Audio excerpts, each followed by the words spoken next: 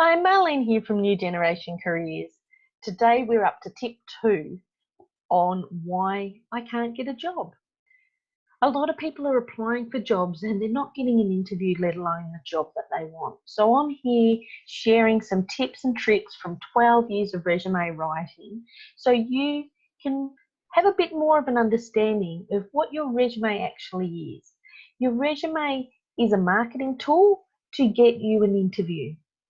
And so today we're going to go through tip 2 and it will help reveal what to do to get hired.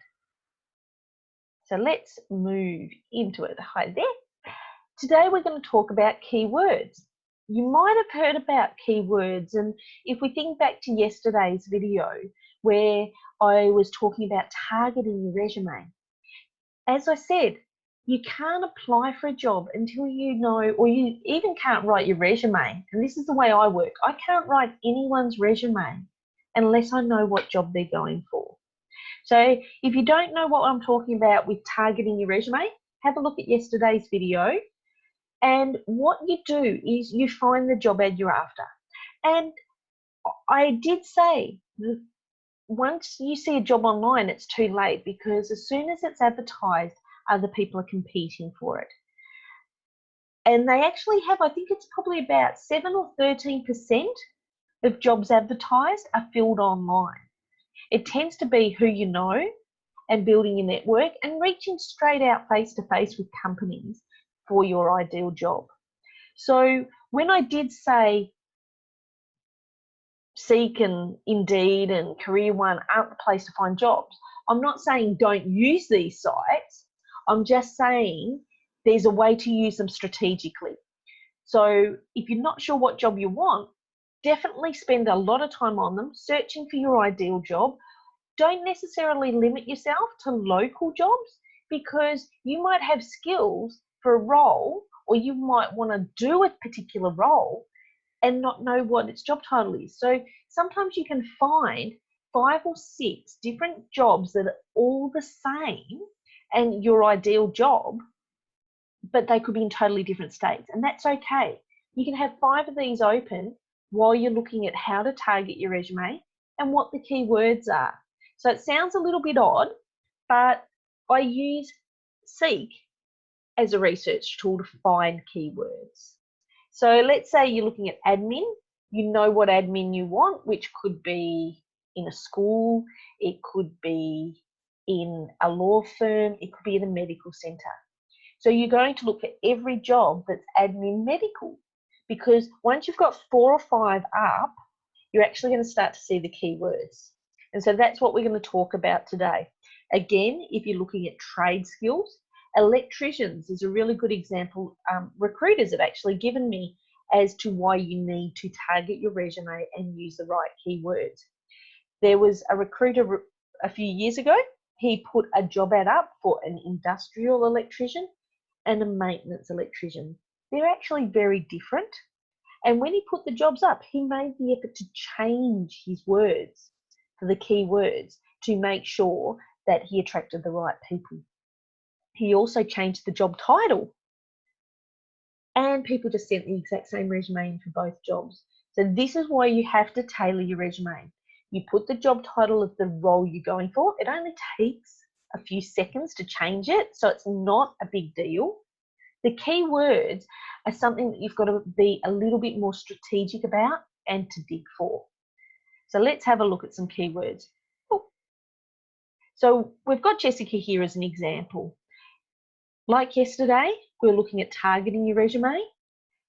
There's a lot of mistakes Jessica's put on her resume. She's got her date of birth. This has got nothing to do with how she can do her job. She's actually got her residential and her post office address. I would actually say remove your residential, or at least remove your street number, because you don't know where your resume goes when you upload it. It could go into the hands of someone a bit unsavory that likes to look on Google Maps and see your front door.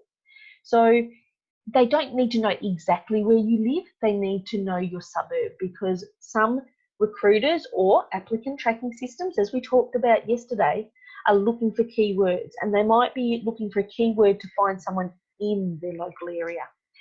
Again, Jessica's got 3 different contacts per email and 2 phone numbers. I would just have email and a phone number, which is a mobile, because let's face it, most people don't answer the house phone anymore. So when we look at keywords, some people think are like your skills and your attributes, but they're not. Because these skills and attributes of team player, motivated, hardworking, attention to detail, enthusiastic, we don't know what job she's going for. She hasn't targeted the resume, and she's used generic, boring words that unfortunately have come off a template, and they don't give me any example of what Jessica can do. What it tells me is she is no more unique than every other person that's applied with a template resume. So let me know, and I'm going to put a poll here, how many of the generic words do you have in your resume? So just tick along and let me know how many you've got. I'll put that up on the Facebook group. So here we go. We don't know what jobs Jessica's going for. We don't know at all because there's no keywords for any industry in it. Again, as I said, you can't write your resume until you know what job you're going for. So like yesterday, we're going to look at this labouring trades assistant for concrete works, but also for Jessica. She's a school leaver or a school student. She probably wants something in a fast food or retail area. So we've found this little job ad. Now, as I said, you use Seek or Indeed or Careers One as a research tool.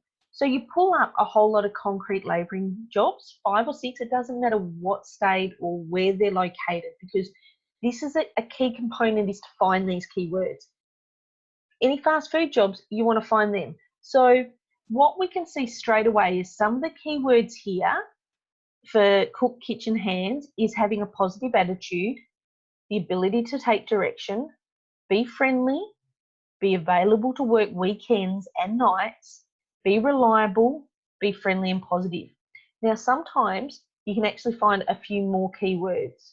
It's a new restaurant, so they might not have all their procedures set up yet. Very busy, hustle and bustle. It's quirky workplace. And there's the opportunity to become a key player in our team. So when you start thinking about a job like this, it's a kitchen hand or a waitress. They're going to be washing dishes, they're going to be serving customers, they're going to be taking orders. So it's all about doing what you're told, helping the team, but having a bit of fun. So that's a good one, but that means you have to demonstrate this in your resume. If you just put that you've done serving of customers, closing of business, washing dishes, that's not selling you, because unfortunately 20, 40, 60, 100 other people have put that exact same stuff, and it means nothing. To a recruiter's ears, it's just blah, blah, blah, blah, blah, blah, blah, blah, blah. Remember, everyone that applies for the job thinks that they can do the job. They just want to get in front of the recruiter or the decision maker and get the job. This type of resume, the old style, won't help you if you put that blah, blah, blah, blah, blah, blah, blah, blah. So we're talking about labouring. Again, there's keywords in here. They're looking for experienced concrete trades assistant. So if we think trades assistant, we're thinking of someone that's experienced with tradespeople, so concreters, carpenters, maybe electricians, plumbers. They want someone that's outside, physical, outdoors, solid work history in the cement industry, reliable transport, driver's license, lover working outdoors again. Look, they've put it twice. And the ability to communicate with the team and take direction. So the key words for both of these straight away are teamwork, they're industry related. And when I think about the cement industry, to show, you don't just say you've got experience in it, because they're saying a solid work history. So you've got to demonstrate, are you doing screeding? Are you doing pouring? Are you mixing batches so you actually know the consistency you need for walkways, guttering, you know, the list goes on. It's industry speak. So you've got to speak that industry, not generic. Remember, if you're going for any job, you get no job. You've got to drill down those keywords. So let's see how it's done. Again, I want to bring you back to those applicant tracking systems. If you don't put the keywords for that industry in, a human being isn't going to read it. You also need to have a unique value proposition. So what makes you different to everyone else applying for this job? Because I'm sure everyone that sees that job and puts their resume up knows that they can do it. And they might have done it in the past, and you might have done it for 20 years. But what makes you different and of value more than everyone else? You need to balance those hard and soft skills. So where we said that you had to be friendly or work in a team or follow directions, they're soft skills unless you can actually define it. Hard skills are washing dishes. Hard skills are serving customers. Hard skills are driver's license. So you've got to have those tickets and those must-haves. Then, and we won't talk about this in these next few tips, but you've got to show that unique value proposition of how you've done it. So it's situation, action, and results. So when have you shone? When have you had that star? And this is something we talk about in selection criteria. What I say is you've got to have career stories. Think of times in your job, and if we look at these two jobs of kitchen hand or concreter, you've got to picture yourself in that job and what challenges you had. So there was a situation where a customer complained about food, or as you walked out of the kitchen, you dropped a plate. Now, you could have been like Homer, got down on the ground and done spins going, oh my God, oh my God. No, you were calm under pressure and you apologised to that customer. The customer was starved. You quickly cleaned it up because it was a safety issue. So duty of care, we're talking about occupant safety. We're talking about safe food handling. Oh my God, this is the industry talk. This is what we need to show.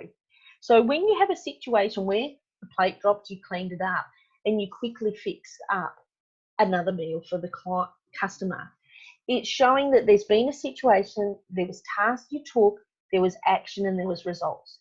That customer could have ended up being your most regular customer, and 2 years down the track would still laugh about that day that you dropped the plate. So there's things in there that we can dig deeper, but we're not going to talk about that today. And that's the same with concreting.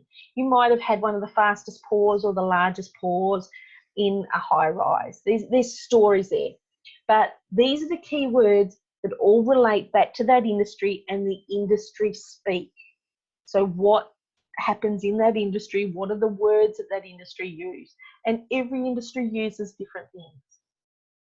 So, wow, Jessica, look at you. We've got a nice clean address, email, phone number. We know her target. So we're coming from tip 1. She wants customer service, waitress or kitchen hand. Great. If her resume dropped on the floor, I know what job she's looking for. Now we start to incorporate these key words. So she has exceptional customer service. She has accurate order taking. She's done housekeeping. She's friendly. These are soft and hard skills.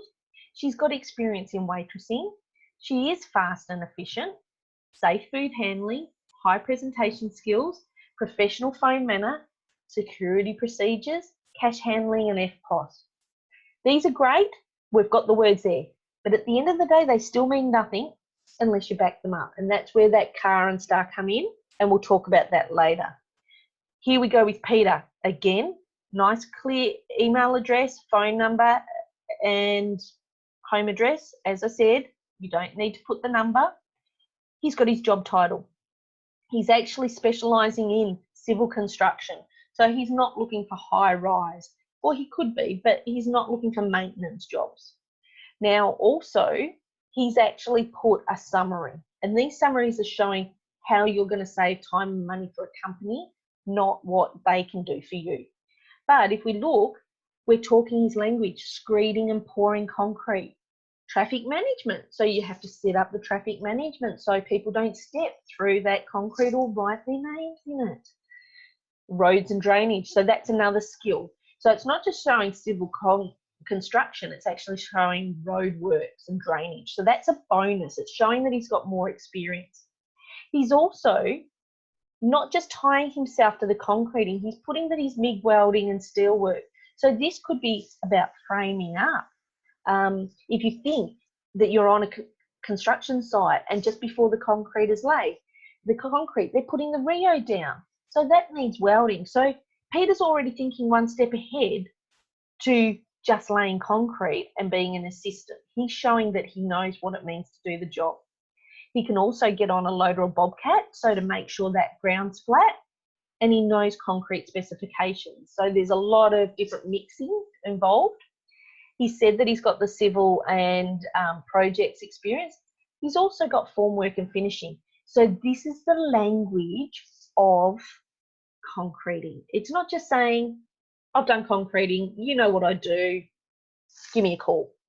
Because remember, 100 other people know how to do concreting, just give me a call.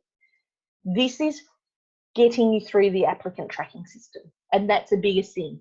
If you even do these first 2 tips, it's a huge step in the right direction, and I'm sure you'll get a call.